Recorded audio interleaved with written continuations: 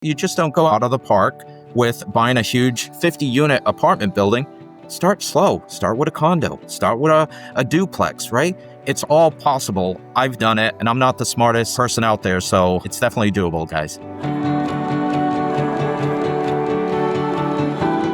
Welcome to Truly Passive Income. I'm Neil Henderson. And I'm Clint Harris. And today's guest is Tony Lopes. He's a first-generation American real estate expert, best-selling author, and CEO of Dirty Boots Capital. After retiring at just 44, Tony transitioned from managing multi-million-dollar defense programs to building a thriving portfolio of residential properties. His hands-on approach, including his innovative work in multifamily and co-living spaces, has empowered countless investors to achieve financial independence. Today, he's here to share his unique insights into maximizing cash flow and building long-term wealth through real estate. Tony, excited to have you on today. It's been great conversation since we started recording, so I know this is going to go great. So thanks for being here. Tell us about yourself and a little bit about your background. Yeah, I'm excited to be here. Thank you for having me on, Neil and Clint. I appreciate this. This is going to be a lot of fun. Like you said, prior to hitting the record button, we were already getting into it. So yeah, just a little bit about me for the audience, for the listeners who don't know me. I started out like a lot of folks did, and my story is going to resonate probably with the entire audience from the standpoint of, growing up as a kid. I took the advice of my parents. My parents were immigrants. They advised me basically like, okay, you're a young guy, go to school, get a good education, you'll get a good job, and you'll be set forever, right? That's what my parents knew. That's the mantra they set forth. And that's probably something a lot of your listeners and your viewers can relate to, right? That mantra, we were all pretty much handed down the same thing. And so me as a young guy, that's what I did. I went to school. I got a great education. I got a bachelor's of science in mechanical engineering, which is a great degree. You can do a lot of things with that degree. But then I also went off and I got my MBA, right? So I got 2 great degrees, right? And that's not to be braggadocious. I'm taking the story somewhere, right? That's just to say I had 2 great degrees. I got a great job, right? Just like my parents said, get a great education, you'll get a great job. I got a great job. And then about 4 years later, I got laid off. And I was like, holy cow. That was nowhere in the mantra, in the tablets that my parents set forward to me, right? Nowhere in there was, and then you get laid off, right? And so maybe that's something that, maybe some of the listeners and the viewers can relate to, right? Having gone through tough times like that. But, when I got laid off as a younger man, I wasn't financially independent. And that was really a wake-up call for me to really say, I need to create some sort of secondary income stream.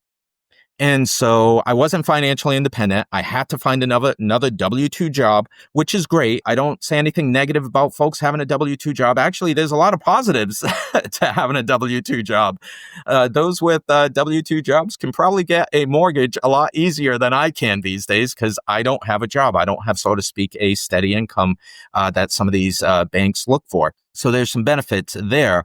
But for me, because I wasn't financially independent, I had to get another job, which was okay. But shortly thereafter, I said, I need to create a secondary income. And for me, it was real estate. I was always very mechanically inclined, always liked to work with my hands. Like I said, I got a bachelor's of science in mechanical engineering. That was in me. That's something that I always had. So for me, real estate was kind of like, okay, that's something I can do to create some additional so-called passive income. So that's what I did. And I started very small. Again, just very relatable stories, right? I didn't start, like our last deal, we did 153 apartment complex, 153 units, right? I'm not saying for folks to go out there and start buying 153 units. That's not what I'm advocating. Technically, I got started when I bought my condo out of college for $50,000. It was a value add type project. We didn't talk about it 20 years ago as being value add, right? That terminology wasn't really out there. But, this is like 45 minutes north of Boston, which is a major city, right? We all know, right? For $50,000. That just sets the stage, like the condition of this particular condo. It was a value add back then.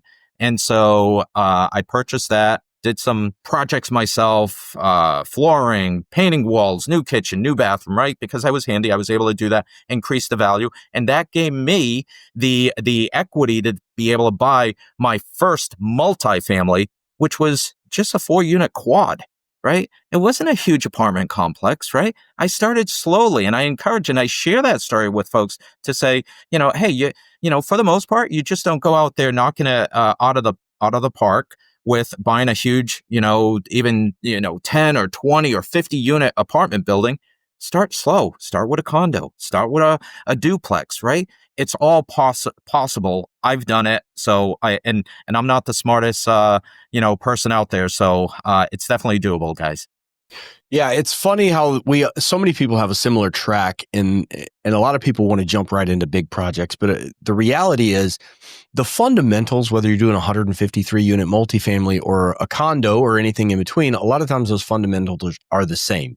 The only difference is the amount that you have at risk when you take it on the chin for those first few lessons and you learn the hard way, right? Everybody has those mistakes. Single family homes and then small multifamily or flips or getting into larger multifamily, anything like that. The value add, the understanding of the underwriting and things like that, and the things that are at risk are oftentimes the same. Now, I do think there's value in starting small but failing fast and failing forward and taking those lessons and carrying them with you. But at the end of the day, most of the things that Neil and I are doing together with our group or on a larger scale with other operators, it's the same thing. It's just got a few more zeros. But the reality is you're going to get some things wrong early on. And that's why I believe in the power of mentorship and coaching. And I believe in the power of starting small, understanding the fundamentals, because you have a much thinner margin of error after you've gone through the cycle a few times. So yeah, and it's not necessarily making a mistake and feeling bad about it. That's the cost of your education, right? That's really the way to look at it, right? That's the cost of your education. You made a mistake, okay, suck it up, and now chances are you'll never make that mistake for the next 20, 30, 40 years, right? So it's just the cost of education. Believe me, I paid for a lot of education over the last 20 years. So. Well, and you can pay for it one of two ways. I mean, you can pay for it just by doing small deals and just figuring it out on your own and taking your lumps and making the mistakes. You can also, I've paid money for mentorship, and I think it's helped me sort of maybe avoid some of those mistakes. But then when I look back on it, I'm also like, well, I basically paid almost the same amount of money I probably would have paid, to just buy a property and take my lumps and learn. But it probably would have taken me a lot longer. Absolutely. I agree. I have that same perspective. And being able to, either partner with others who bring those years of experience with them. That's one way to learn.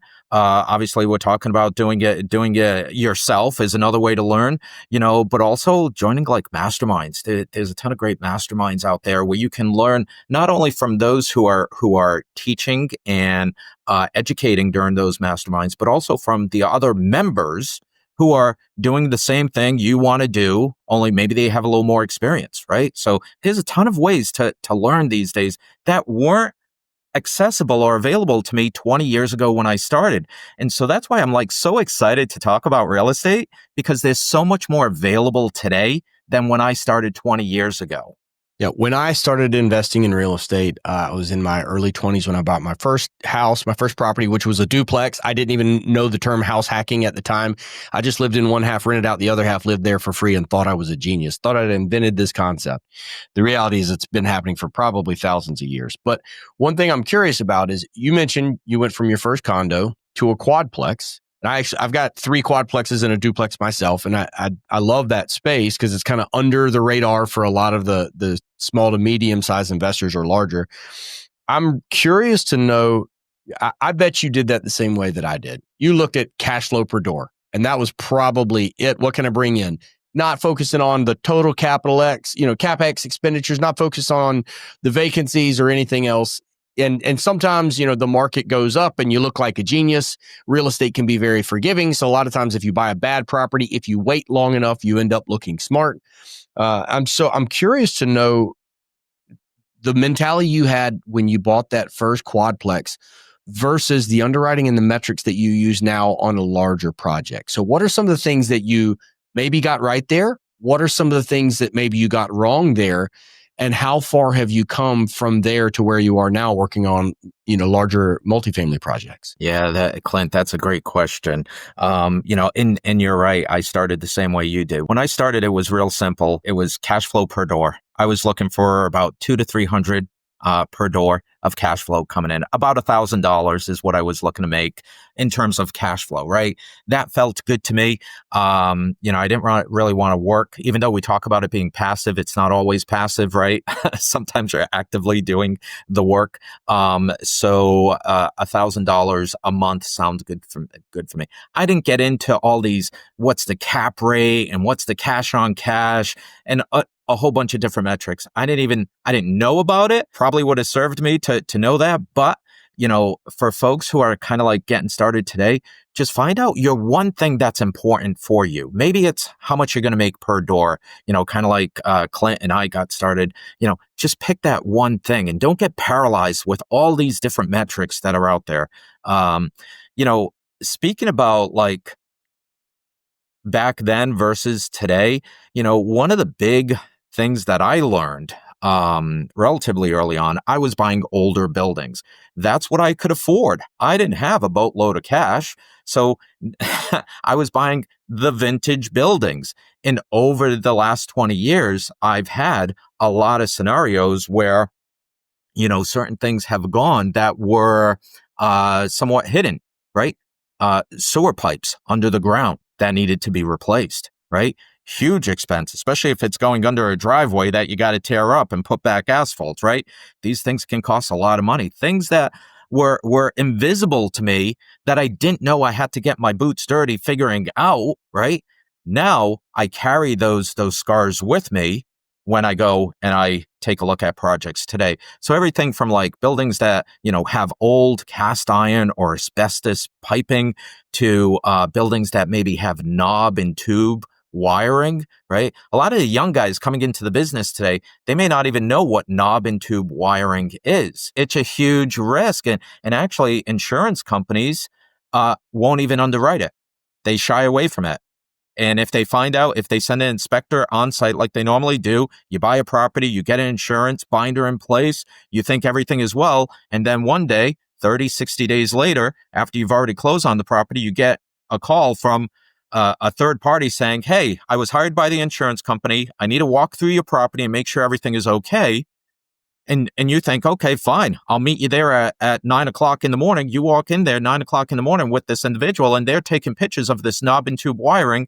And you get a report a week later saying the insurance company requires you to replace all the knob and tube wiring in the house or they're going to drop you. Yeah, it's a big deal.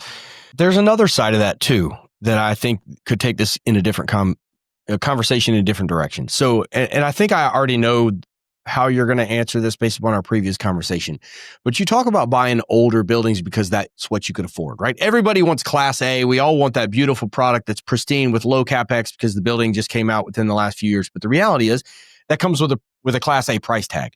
And the reality is if you want to get started, a lot of times you have to fish where the fish are. And for you, that might be, Class C projects and things like that.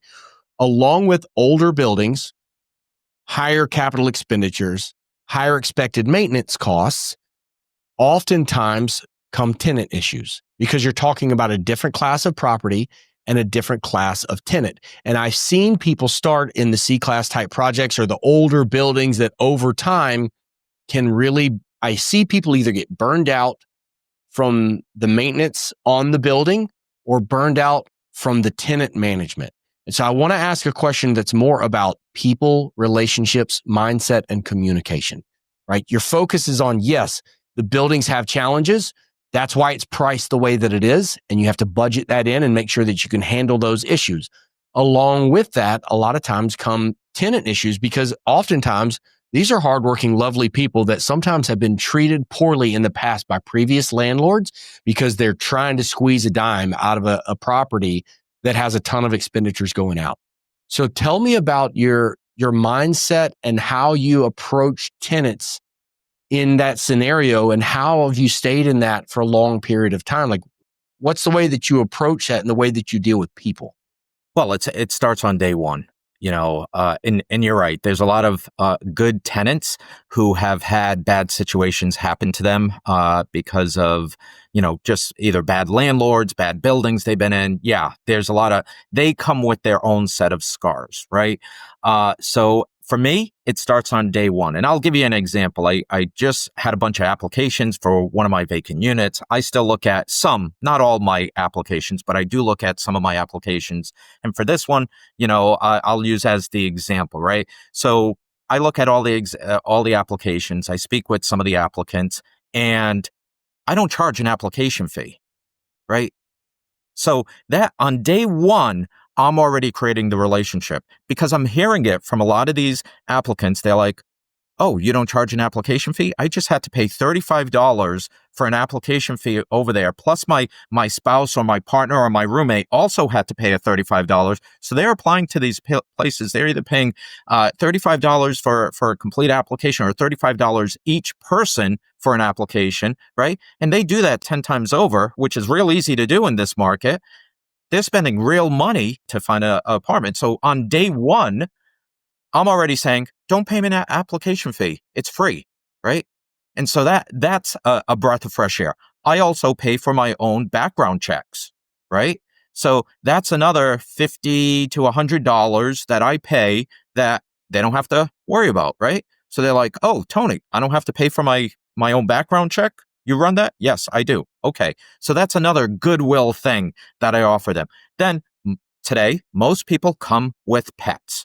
It's just where we are with society, right? Everybody comes with pets. So, normally I charge $100 for a pet fee, but many times I negotiate with them to, again, offer that goodwill. So for me, it starts on day one and reminding them of not to, kick them in the teeth or anything, but I mean, it's very well known. They didn't pay an application fee. They didn't have to pay for their security background check. They didn't have to pay for all their entire pet fee, right? So there's already this immense goodwill for me. So now when something happens in the house, right, in the apartment, they already know that, hey, Tony's a good guy. He's going to fix it. I don't have to get excited about it. I already have a relationship with him.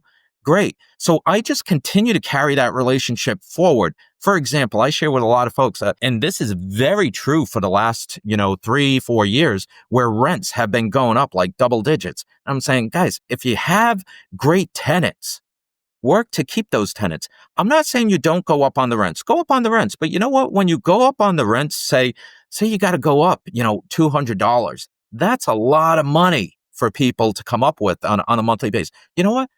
Sit down with them, have that conversation. Don't hide behind an email or a text message. Talk to them. Say, hey, this is why I have to do it. Property tax, insurance, whatever it is. My costs are going up. Your costs of eggs are going up. Yeah, my costs have gone up too. So we need to figure this out. You know what? I got to go up $200. But you know what? Would you like to have a ceiling fan in your bedroom? Or a ceiling fan in your kitchen or your dining room or your living room? You know what? I'll have my electrician come by and install a ceiling fan for you to provide you a little more comfort. Or folks that maybe like to cook, would it help if I install a garbage disposal in your kitchen, right? To be able to, would that be a so to speak, amenity that you would like? What can I give back? Rather than just taking for them an extra $200 a month, what can I do to give back, right? And so that, again, just furthers the relationship such that, these little things add up such that when a sewer backs up or when something breaks, that relationship has already been created as a baseline. And so now I don't have, tenants screaming at me. They know I'm going to fix things. They know I'm a good guy. And I built that relationship from day one. It's super important. I've often heard you speak about the concept that we're becoming a renter nation. How do you think the growing trend of renting over homeownership affects the real estate market, and what opportunities does this create for investors? Yeah, that's a great question, Neil. We've been watching everything from demographics, migration patterns, permits, right? The number of starts, the number of completions. And so we very much, everybody knows we have an affordability issue in this country as far as people being able to afford their own home. And that ain't going away. And I share with folks, even if the interest rate goes down. Right now, say you go to the bank and it's 6.5% or 7% for an interest rate. Even if that interest rate comes down, there are other things that are keeping home ownership from being unaffordable. For example, property taxes, right? I've seen on some of my buildings, property taxes increase 25%. So when you amortize that along with, like a lot of banks do, a lot of mortgage companies do, they include that in your monthly mortgage payment, your property taxes, right? So to speak, it alleviates the burden from the individual paying a bill every quarter or every 6 months, right? But it makes your monthly payment higher. Even though your interest rate is lower, the property taxes that have gone up 25%, and in some cases more, those property taxes are preventing folks from being able to buy their own homes. Maintenance costs, right? I know my maintenance costs have gone up. Inflation has impacted everything from the price of materials to also the labor, right? I've seen my labor for my electrician go up from $150 to now it's $199 every time he comes out. So these are the other aspects of affordability that are impacting home ownership, right? And so conversely, you say, okay, well, those folks are going to become renters. And absolutely, that's the case. 3 years ago, when I started talking about Renter Nation, the average age of a typical first-time home buyer was 36 years old. 36 years old was the first time somebody bought their very first home, right? Today, 3 years later, that number is more like 38 years old, right? So they're staying renters for longer. So that provides opportunity to your question of where does the opportunity exist? Well, right there, people are staying renters for longer. There's a bigger pool of renters that we can draw from as far as investors in the multifamily space. And then the other thing we're seeing is last year in 2024, we had the highest number of units come on the market. 500,000 units come on the market. Now, that's still a relatively small number from what we need to satisfy the renter pool. 500,000 sounds like a big number, but it's not. So what we're saying for 25, do we see that number increasing or staying the same? No, we actually see the number of new units coming on market for 2025 is actually going to be lower. Right? So if there's lower numbers coming on the market in 2025, right, we still have this scarcity. And as I share, when you have scarcity, prices go up, right? It's just economics 101. So those are a couple of different dynamics between the age of a first-time home buyer increasing over the last 3 years to the number of new units coming on board to satisfy the renter pool is coming down. Those are two statistics we've looked at to substantiate why, to share with our LPs why we're very bullish on the multifamily space. Yeah, I think that a lot of people don't understand that there's a significant lag in terms of new developed units coming onto market. And that's the same for multifamily as it is for self-storage in the space where Neil and I operate is whatever's coming onto market typically started development 2 or even 3 years ago. And a lot of times you have capital in place from investors used for development projects. And then the cost of debt, which is what happened in the world 24 to 30 months ago now, that the interest rate shot up higher and faster than they ever have in history. So anyone using any kind of bridge debt or variable rate debt all of a sudden was scrambling to try to lock that in. And some people were successful and a lot of people weren't. And that's not done playing out yet. There's still commercial operators out there that are really struggling, that are using mezzanine debt and bridge debt. And there's going to be some ugly circumstances that arise from that. But what we saw is a lot of new units came on the market last year that started development a year or 2 years before, or even 3 years before. And a lot of them still had to push through because they have shelf pressure from this investor capital that they borrowed that they have to pay a preferred return and an interest rate on. That money is burning a hole in their pocket. And so they still have to push through with that development.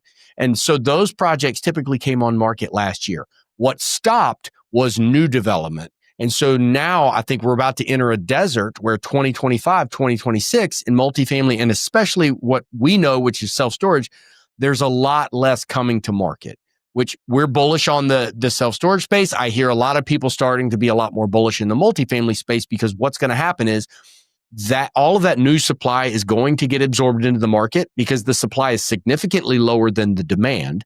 And then what's going to happen is after that's absorbed, and then all of a sudden no new supply is hitting the market, a lot of that is going to go up in value because people are still looking to acquire multifamily, still looking to acquire self-storage. And there's other asset classes that fall into that space as well. And so I think what's going to happen is you're going to see as the interest rates come down eventually, and they're probably not ever going to come down to what we saw before, but as they come down or as they settle, you're going to see cap rate compression because there's more buyers than there are sellers because there's not nearly as much supply. And so we've come through a very tumultuous time, but the underlying fundamentals don't change. People need a place to live. We don't have enough of them. I think for the next 5 years at least, it's going to be less expensive to rent than it will be to own. And I don't think that's going to go away. And so because of that, I see people adapting their exit strategy to listen to what the market is telling us, right? And it's changing very rapidly. So I'm curious to know what has been your traditional exit strategy. It sounds like you went full cycle with that 153 unit, but I'm curious to know are you a buy and hold guy? Are you a refinance after a value add? Or are you a hold 3 to 5, 5 to 7 years and an exit? What's your preferred strategy that you've been doing traditionally? And are you having any shift in that strategy now or expect one over the coming years? So I'm traditionally buy and hold. I am just long-term bullish on the multifamily space. I think rents, although right now they may be stagnant or very flat, I do see over the next 5 years, they are going to increase.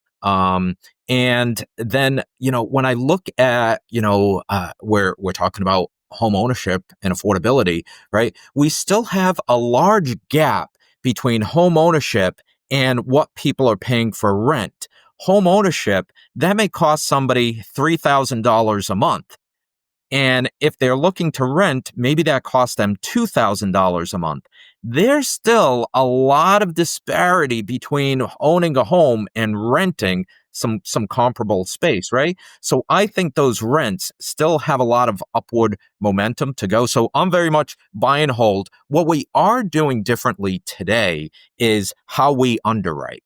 So we are very conservative with our underwriting. Even though we can get rates below 7%, and by using higher equity, we do underwrite typically at about 7%. Okay. Even if we can get something low, we're conservative. Even if we're in a market where we think we can push rents higher, we typically hold rents for the next 2 years. We're going to hold them flat. Right. So there's certain things we do in our underwriting, even with insurance rates in some markets.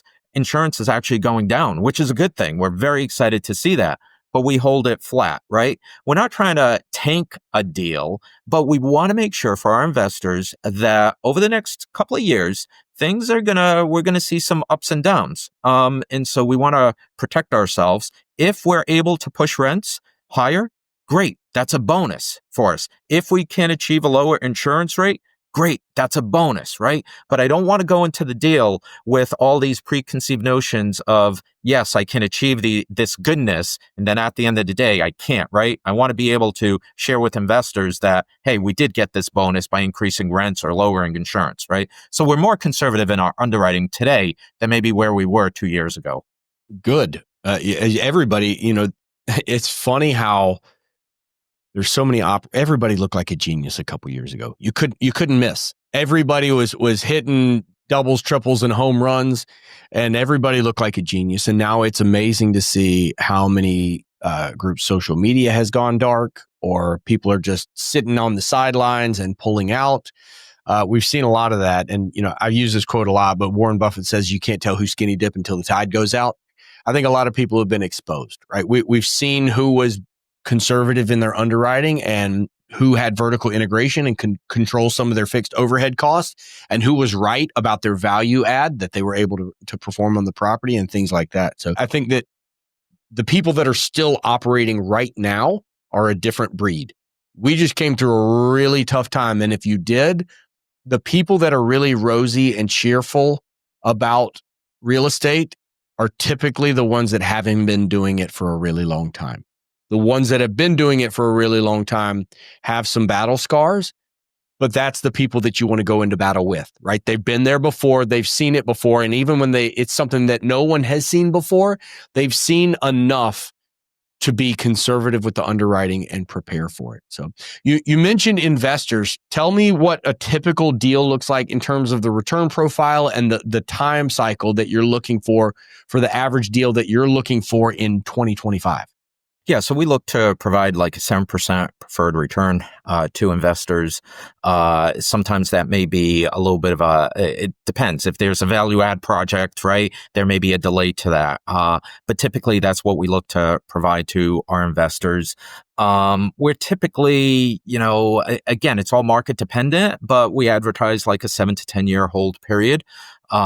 We may do a refinance depending on if we have different class of shares. We may do a refinance and, exit the Class A investors, right? So they can go participate in another project. So they get the value as a Class A, but then now they get off and they can go participate someplace else. So it really all depends on the deal, but typically it's a 5 to 10 year hold period, probably more in the 7-year sweet spot, is what we look for. The market's interesting right now, and we've seen cap rates compress. We've seen, the interest rates not behave the way I think a lot of us would have liked to seen interest rates come down. They're just not. They're very, inflation is very sticky today. We're in this period of what I believe is going to be continued stagflation. So now when we look at deals, again, we're just very conservative based on some of those scars we've had where we're kind of like, hey, 2 years ago, we thought things were going to, we were going to have some relief in interest rates and we haven't, and then we bring in like, when we work as a team, and I'm sure you folks see this as well, right? When we work as a team, right? I have 20 years of experience. My partners have 20 years of experience, right? So the four of us get together. We have almost 100 years of experience in the multifamily space. So, when we partner with others, we just get so much value from that experience of being in the business for 100 years that, we're able to make, I'd like to think, a little bit more educated and a little more conservative calls in how we're doing our investments, and being able to bounce those things off of each other. If we were talking about some of these new breed of maybe syndicators, and I'm not here to bash them or anything, right? There was good money to be made, but they're coming in with maybe 4 or 5 years experience, taking the lead, and I don't know, how do you compare against a team that has 100 years of experience, right? Over the last 20 years. I remember driving down the road in some towns and I'm looking to my right and I'm seeing 4 rent signs, and I'm looking to my left and I'm seeing 4 rent signs. And I grew up in the space during those days where it was hard to rent an apartment, right? So I remember those days. I carry those scars with me. Some of the newer folks in the space, and I'm sure you see it in the storage unit side as well, like to have that experience, super valuable. So completely. I think that, again, we mentioned earlier that real estate can be very forgiving. I think a longer timeline gives you more availability to listen to the market, to watch what's happening and react. And yeah, it could be a 5 to 10 year, but we all know 7's probably the sweet spot, but it could be 5, could be 9. You don't know. If your investors give you the freedom to make those decisions, it makes it a lot easier, and you're going to decide the right point to jump off there. I would be remiss if I didn't ask you this question. You're the CEO of Dirty Boots Capital. Why the name? Oh, great question. I get that asked quite often. So for me, when I started investing in the multifamily space, that's my swim lane. That's really what I do in the multifamily space. I got my boots dirty by walking a property, kicking the dirt, going into basements, going up on roofs, right? I got my boots dirty doing that. But today, when I created my business, Dirty Boots Capital, I wanted to make sure folks understood there is so much more to the business today than just walking around a property and kicking the dirt and getting your boots dirty that way. Today, the business is different. You need to be a more sophisticated. So today we do very deep dives into financial reports, right? So we get our boots dirty that way. We get our boots dirty looking at migration patterns, right? We've seen a lot of red states, blue states. We've seen a lot of different migration, folks leaving New York, California, different areas, coming into Texas, coming into Florida, right? We look at our migration patterns. We get our boots dirty that way, right? We get our boots dirty, looking at demographic reports, right? One of the things I share with folks, a little tidbit, maybe a little bit of value for folks looking at the multifamily space. We look at population pyramids, right? We look at those demographics and we say, what does the 15 to 20-year-old demographic look like, or the 10 to 15-year-old demographic, right? We're looking at those lower age demographics because if we're holding for 5 to 10 years, those are the people who are going to become our renters. So we want to make sure the pyramid looks something like this, where there's a wide band from the 10 to 20-year-old category, because they're going to move up and they're going to become our renters, right? So we need to look at that. We're looking at another property in Florida right now, right? That's one of the first things I went to, right? I don't know the city, so I had to study it. I went to the population pyramid. I'm like, what does it look like? It looks beautiful. It looks like this. I got a great band of young people who are just going to move up. Right now, they're living with mom and dad, and that's fine, right? But at some point, they're going to move up and they're going to become renters. I want a nice pool, a nice band of renters.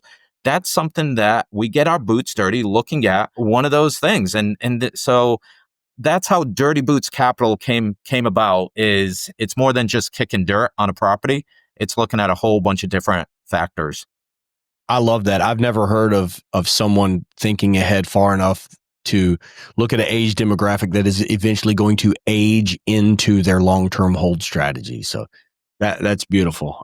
That's a new one for me. So that's why I love doing podcasts. I learn something every time. Before we running out of time here, but I want to ask a couple more questions.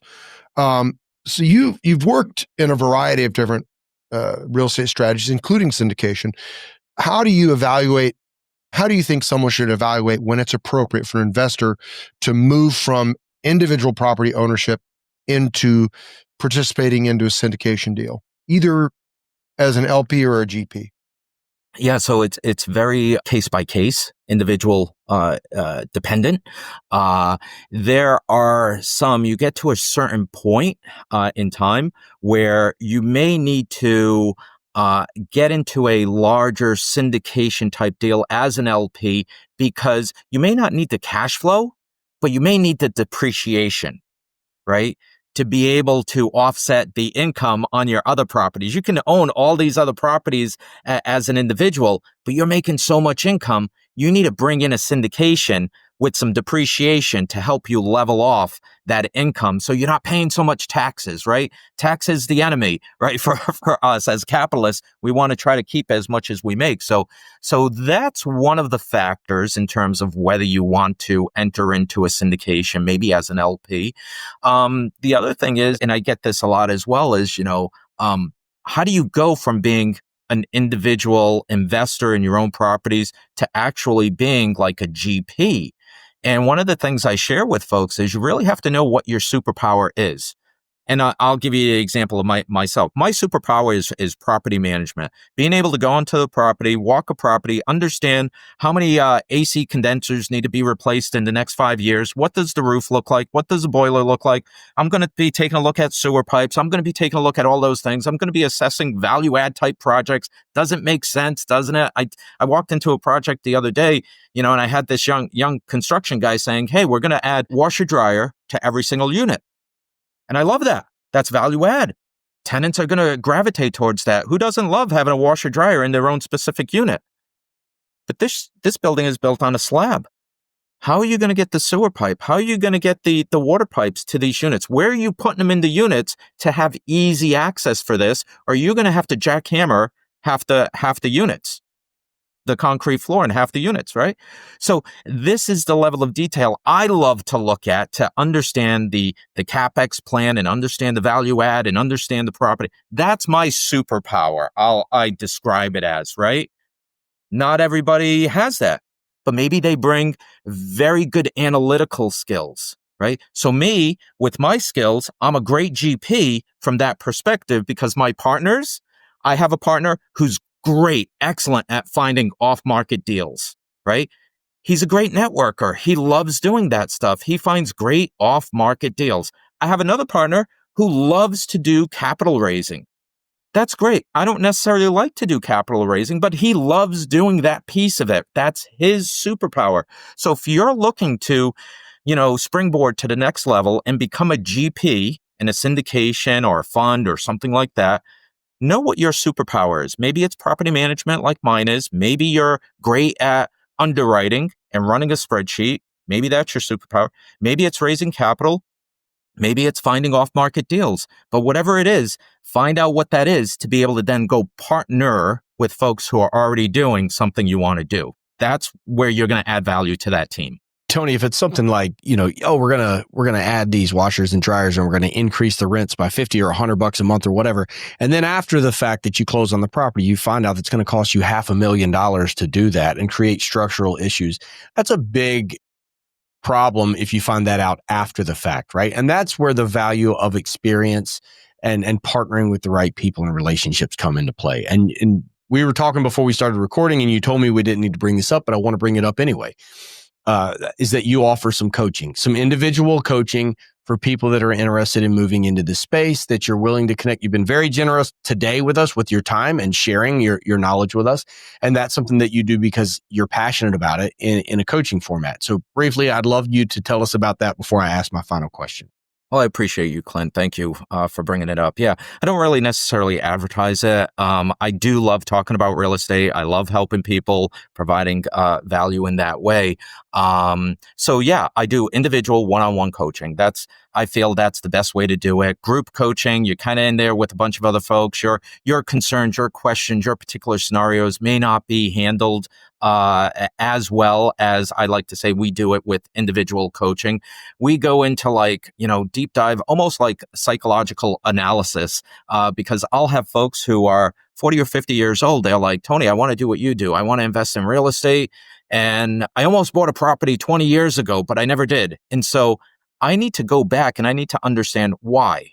What was the resistance in your life that prevented you from buying that piece of property? Because it starts almost like an onion at the core. It starts with one thing, the timing wasn't right.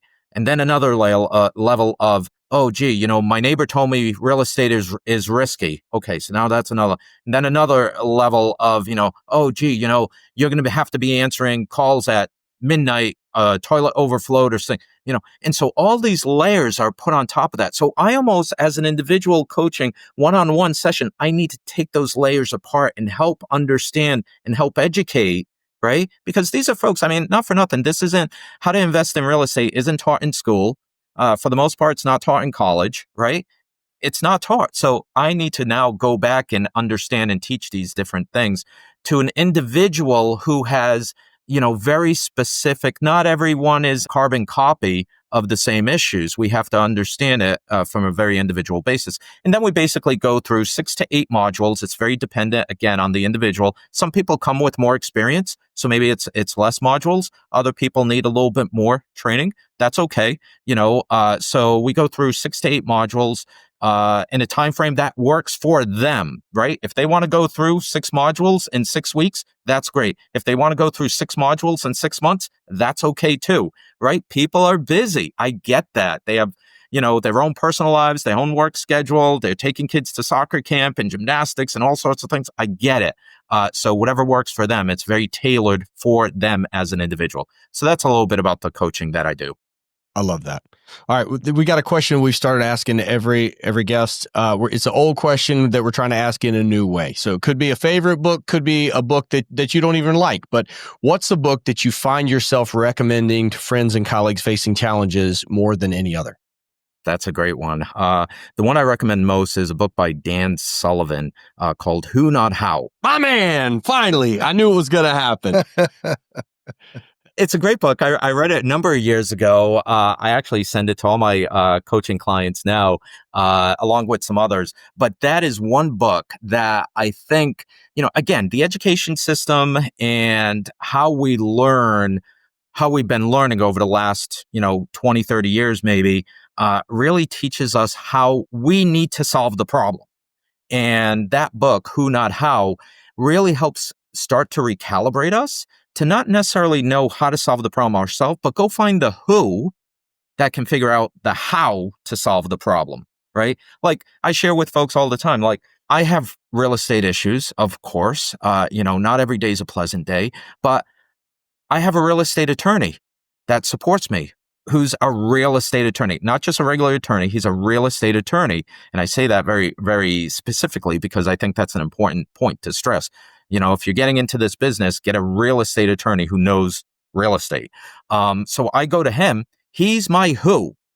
I don't try to solve the problem myself. I don't have, the number of years that he went to school to get his law degrees and to study the business and the laws and different things. I don't have the cycles in the day, nor do I have the ambition to do that. So I find him. He's my who for everything real estate attorney related, right? And so as you build your team, if you want to get into self-storage, build your team, right? Connect with Clint and with Neil and build from there, learn how to business. Don't try to reinvent the wheel and try to do it yourself. Go to folks who have already done what you want to do. Neil, I thought this was going to be the one. I thought this was going to be the first episode in 20 to 30 episodes that I did not bring up the book Who Not How by Dan Sullivan and Ben King. And Tony Lopes saves the day at the last second with a buzzer beater. Brings it in. I did not plant that, have our listeners know. So, March Madness was last month. That concept, again, that's not even my favorite book, but it is the book that's had a bigger impact on me and growing a property management company, real estate business, and our other endeavors. Is the question always comes up in the entrepreneurial brain of how do I do this and how do I do that and how do I do this? And that's not the question. You get paralyzed. Right. It's analysis paralysis. And the reality is I don't need to know how to do all these things. I need to know who I have that's better at those things than I am. And then I need to get out of the way and let them be better at it than I am. So I love that. It's not lost on me. So thank you for bringing that up. Tony Lopes, CEO of Dirty Boots Capital. For any of our listeners that are interested in connecting with you and hearing more about what your company is up to, what your coaching is about, what would be the best way for them to connect with you? Best way is just real simple. Send me an email, Tony Lopes, Lopes with an S, Tony Lopes at dirtybootscapital.com. And I look at all my emails. I have a admin she's great, but I do all my emails, right? So if you get a response from me, it's going to be from me. So just send me a simple email, whether it's related to this podcast or related to something multifamily or coaching, whatever it is, I'm happy to help. And, dive in and see what I can do. So Tony Lopes at dirtybootscapital.com. Thanks, Tony. Really appreciate your time. This has been great, Tony. Thank you. Thank you both. This was fun. Thank you so much for listening and watching the Truly Passive Income podcast. If you liked the show, if you think it would be useful for someone else, the greatest compliment that you could give us would be to share the episode. Leave a comment down below or leave us an honest review. If you have any questions, don't hesitate to let us know down below. And remember, with truly passive income comes freedom of time, place, and the freedom to pursue your higher purpose.